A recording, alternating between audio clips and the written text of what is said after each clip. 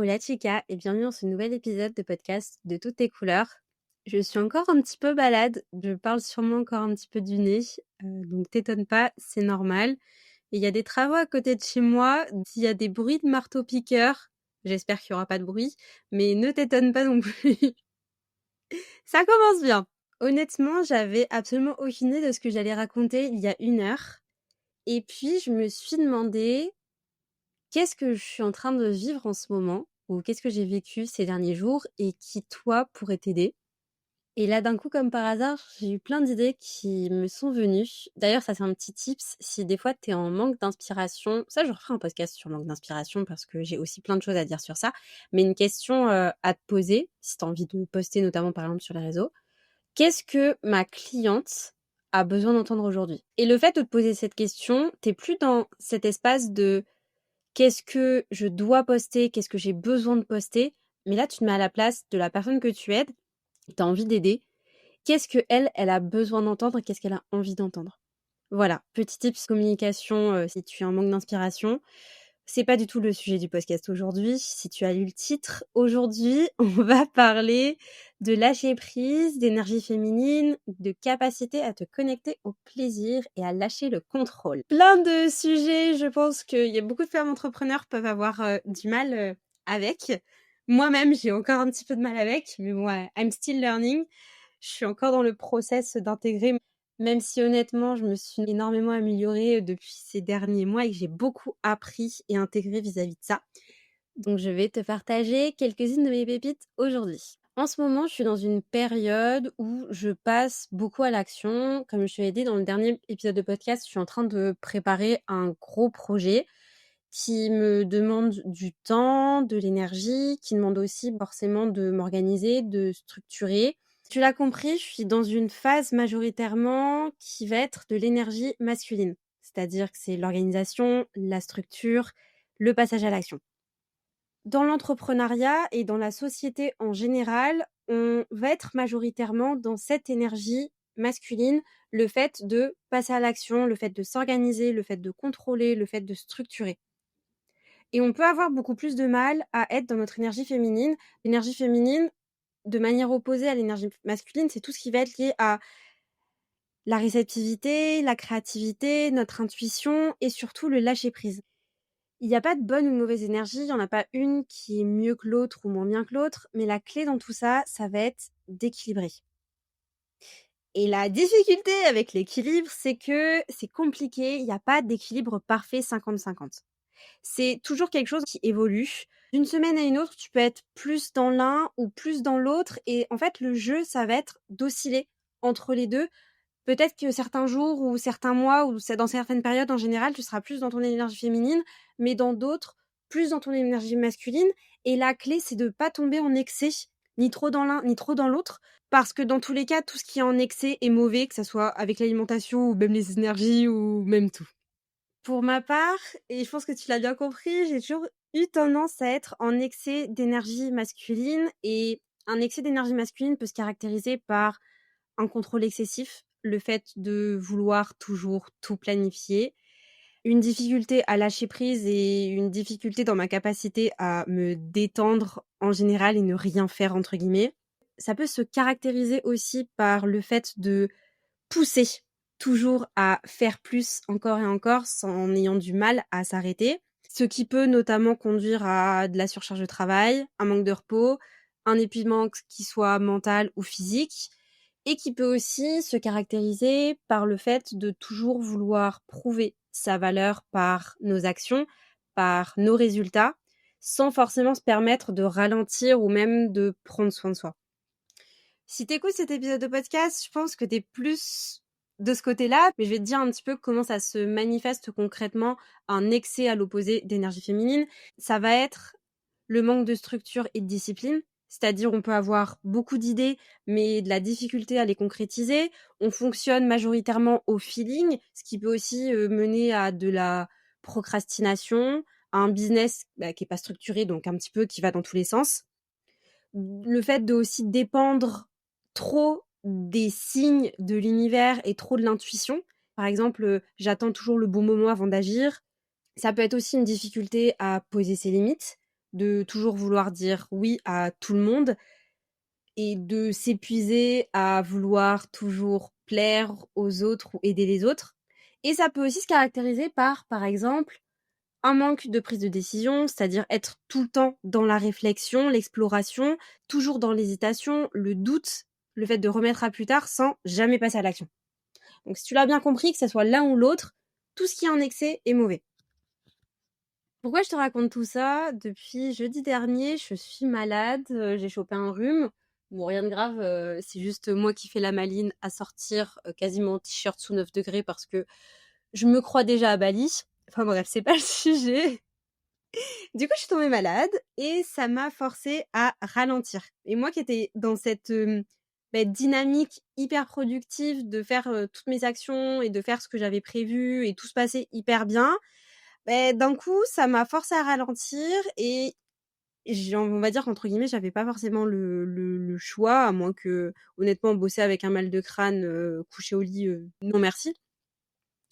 Donc forcément, j'ai beaucoup moins travaillé. Il y a des jours où j'ai pas du tout travaillé du tout. Et c'était pas forcément prévu vis-à-vis de moi ce que j'avais prévu en planning. Et même depuis jeudi dernier, bon là on est mercredi le jour où j'enregistre cet épisode de podcast, ça commence à aller mieux, mais même depuis lundi je me suis remise à travailler, mais je sentais toujours encore cette énergie de down, j'avais pas forcément d'idées, d'inspiration, et j'ai vu en fait que j'essayais de me remettre à travailler. On va dire que l'énergie, elle était pas là, j'étais pas dedans, j'étais encore complètement déconnectée de par la maladie qui était encore là. Bon, si tu m'entends, elle est encore un petit peu là. Mais donc, comme du coup j'ai moins travaillé, ça m'a donné matière à réfléchir pour ce podcast. Et dans ces moments-là, ça en dit énormément sur ta capacité à lâcher prise. Lâcher prise, c'est le fait de se détacher d'un résultat ou d'un contrôle excessif pour te retrouver dans un état de sérénité et de fluidité. T'es plus dans le contrôle, t'es plus là en fait justement à t'agripper, à essayer de forcer pour que les choses se fassent. Pour moi, le lâcher prise, c'est vraiment en fait c'est l'opposé de forcer. Et on va dire que tu laisses les choses un petit peu se faire, t'es beaucoup plus sereine vis-à-vis du résultat, vis-à-vis de tes actions. Et quand tu lâches prise, tu reviens dans ton énergie féminine et t'es plus du tout dans ton énergie masculine. Et ça te demande de lâcher prise, mais surtout de lâcher le contrôle. Le contrôle, un sujet que je connais particulièrement bien parce que j'étais énormément dans le contrôle, notamment avant mon burn-out, et j'ai énormément travaillé dessus pour apprendre justement à arrêter de vouloir tout contrôler. Parce que de un, il y a des choses que tu peux pas contrôler et tu ne peux pas tout contrôler. Et de deux, je me suis rendu compte que contrôler, vouloir tout contrôler, ça te donne une illusion de sécurité. Contrôler chaque détail donne l'impression d'avoir une emprise sur la situation et te donne l'impression que tu es en sécurité et que tu es protégé. Et ce besoin de contrôle, il est souvent lié à un manque de sécurité intérieure. C'est-à-dire quand on va chercher à tout maîtriser, quand on va chercher à maîtriser son business, son image, nos résultats. Et c'est généralement pour compenser une peur sous-jacente, une peur comme la peur de l'échec, la peur du rejet, la peur de l'inconnu. Et pour donner une image qui va te parler, c'est comme si dans ton business, là aujourd'hui, c'était dans l'excès de contrôle sur ton planning, sur tout ce que tu vas faire, sur tous tes résultats, sur toutes tes actions. C'est comme si tu étais agrippé à ton business et que tu voulais pas le lâcher. Et ça, c'est un contrôle excessif. Être dans le contrôle tout le temps, ça te donne juste une illusion de sécurité. Et moi, il y a quelques mois, j'avais beau essayer de tout contrôler, c'est pas pour autant que les résultats, ils étaient là. C'est pas pour autant que les clients étaient là.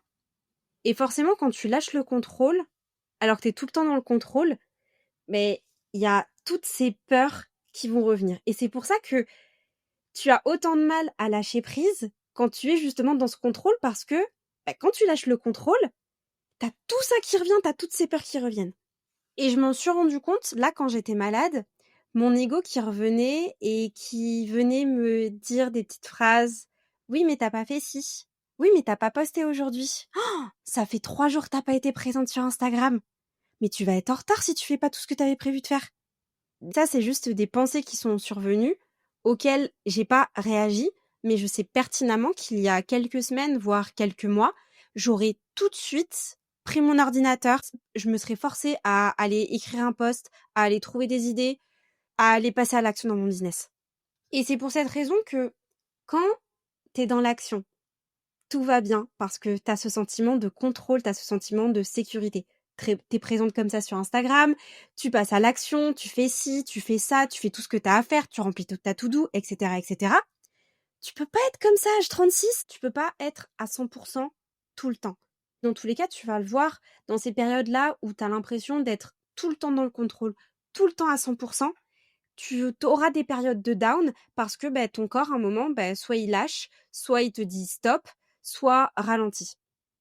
Si toi, tu ne le fais pas toi-même et si toi, tu décides pas justement de lâcher un petit peu de lest et arrêter de vouloir tout contrôler. La vraie question à te poser derrière ça, c'est qui es-tu quand t'es pas à 100%? Qui es-tu quand tu es malade?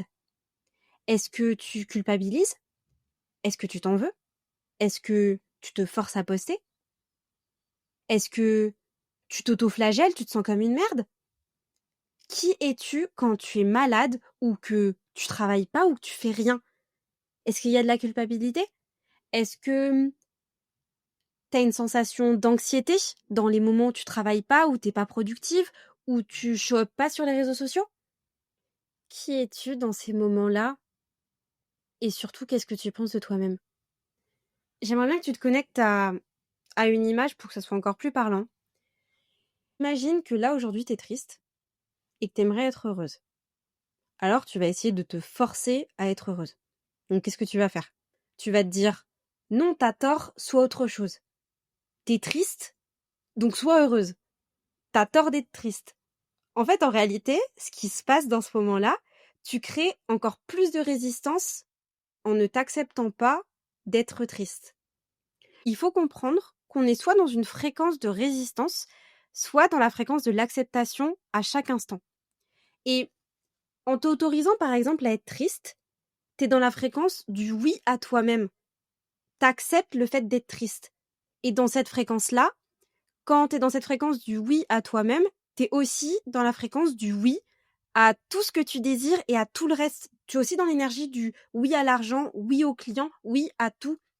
Mais quand tu es dans cet espace de je me trompe parce que je ressens ça et que tu essaies de te forcer à être différente, c'est pas du tout léger, c'est hyper lourd. Non, faut pas que tu sois comme ci, il faut que tu sois comme ça. Et c'est exactement la même chose quand tu es malade ou que tu es fatigué ou que tu sens le besoin de ralentir. Dis-toi que la résistance renforce toujours la résistance. Et dans cette fréquence, t'es dans cette énergie du non à toi-même.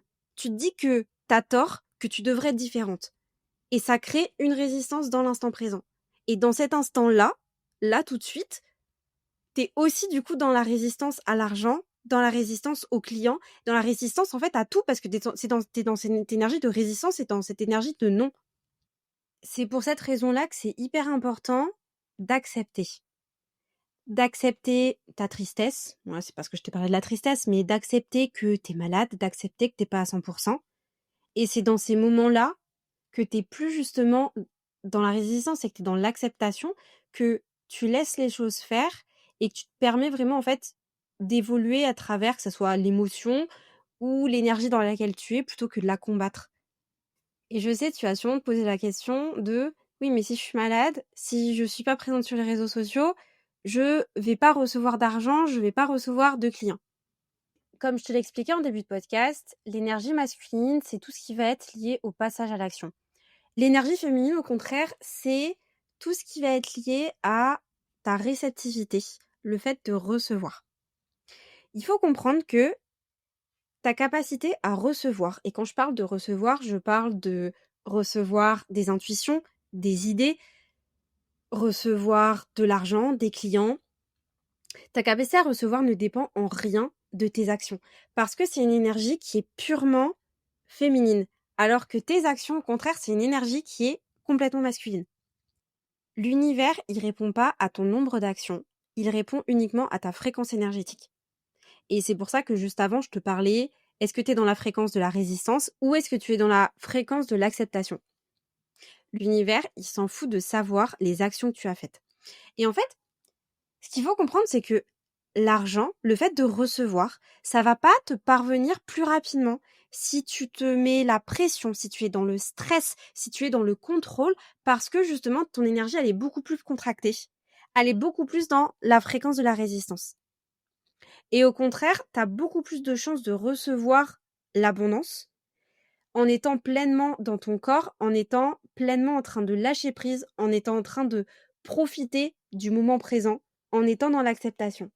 C'est pour ça que revenir dans ton énergie féminine, c'est aussi important que passer à l'action et être dans ton énergie masculine, parce que c'est aussi ça qui va te permettre de recevoir. Si t'es tout le temps dans l'action, tout le temps la tête dans le guidon, tout le temps dans le contrôle, tu te laisses pas l'espace pour recevoir. C'est pour ça que lâcher prise, c'est aussi important, parce que apprendre à profiter de ta vie dans le moment présent, en sachant que c'est en te décontractant que l'argent va pouvoir te venir beaucoup plus facilement. Parce que l'argent, il s'en fiche à quel point tu stresses, à quel point tu te mets la pression. C'est en lâchant prise et en revenant dans cet état naturel de réceptivité que tu t'autorises à recevoir. Bien évidemment, je ne parle pas du tout de rien faire, mais c'est juste, comme je te l'expliquais, de 1, c'est cet équilibre entre ton énergie féminine et ton énergie masculine, et c'est de 2, c'est t'es malade, tu te sens pas bien, t'es fatigué, sois dans cette fréquence de l'acceptation. Accepte le fait que tu sois malade, ne culpabilise pas de profiter, ne culpabilise pas le fait de reposer, parce que c'est complètement normal et en fait, dans ce moment-là, tu dis oui justement à toi-même, tu dis oui aussi à l'argent, aussi au fait de recevoir. Et il faut comprendre que c'est pas en étant devant ton ordi que tu vas recevoir le plus facilement. Donc, je t'invite vraiment à te questionner sur aujourd'hui, c'est quoi ta relation avec ton énergie féminine? C'est quoi ta relation avec le lâcher prise? Et qui est-ce que tu es toi aujourd'hui quand tu travailles pas? Et je t'invite vraiment à switcher de croyances. Je sais que c'est des croyances qui sont hyper ancrées. Moi-même, j'ai eu énormément de mal au début et même mes clientes ont du mal au début de comprendre le fait que c'est pas en étant tout le temps dans l'action que tu vas recevoir. C'est un sujet qui me tient beaucoup à cœur parce que honnêtement, j'ai énormément galéré avec ce sujet-là. Même moi, là, comme je te l'ai dit, là, j'étais malade et forcément, il y a toujours des pensées qui vont venir, ton ego, ton mental qui vont revenir et qui vont popper, en fait. Mais la question, c'est est-ce que tu réagis à ces pensées qui te viennent? Ces pensées qui te font culpabiliser? Et est-ce que tu t'écoutes surtout? Est-ce que tu dis oui à toi-même dans ces moments-là? Quand tu es malade, que tu te forces à prendre ton ordi parce que tu te dis il faut que je poste, il faut que je fasse ci, c'est des actions forcées. Et les actions forcées sont des actions depuis un espace de désalignement total. Donc écoute-toi, prends un petit peu de repos si tu as besoin de prendre du repos. J'espère que cet épisode t'a apporté quelques pépites. N'hésite pas à me partager en DM si tu as envie d'en discuter ou si tu as des déclics vis-à-vis de ça. Et je te dis à la semaine prochaine pour un nouvel épisode. Bye.